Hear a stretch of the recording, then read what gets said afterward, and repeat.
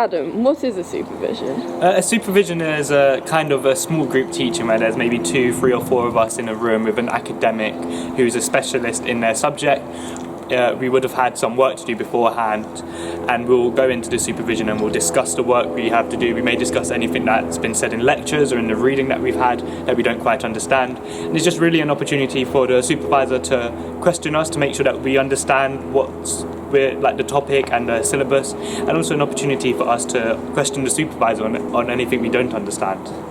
How big a part of the teaching process for law would you say the supervisions are? Okay, so the supervisions is an absolutely massive and massively important part of the law and the law course here at Cambridge, especially because most of our course is kind of self-taught with reading. We will have lectures, of course, but the supervisions really is the opportunity for us to kind of go into the small details of the law, the things that in the reading might not make too much sense or that the lecturers don't have enough time to go into, so it's incredibly important.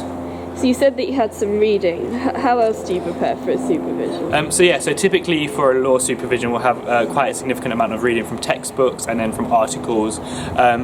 Every second supervision with each supervisor we have an essay to write, so that turns out to be about, I believe, 8 essays a term, and that will be us preparing for the supervision. I personally take notes on all the kind of questions that we get, so the supervisors will give us questions in advance that we might be going through in the supervision. I will take notes on all the questions. I will have my answers prepared so that when I go into the supervision I'm ready. I will also write down any things I don't understand, just so that when I do go into the supervision I'm not looking for things to ask. I already know exactly what it is I need to know.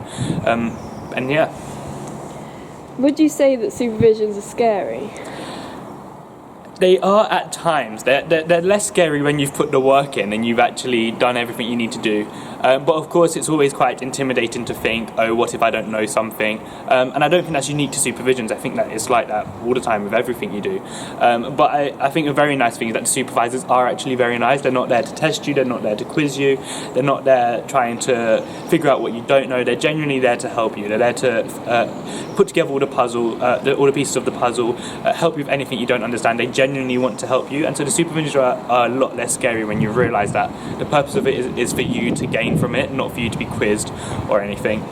With your first supervision, how did you feel before and did that change after? Oh, I was absolutely terrified before my first supervision. I remember walking up the stairs to his office on the 4th floor, being absolutely terrified of this person I'd only met once, who to me was this amazing academic, knew absolutely everything, and here I was about to walk in, going to absolutely make a fool of myself, as if I did not know anything. I felt like I did not know anything. But as I said previously, he was very nice, incredibly nice in fact, and I was well prepared. So afterwards I realised everything that I just said, and that actually it's for your own purpose and benefit.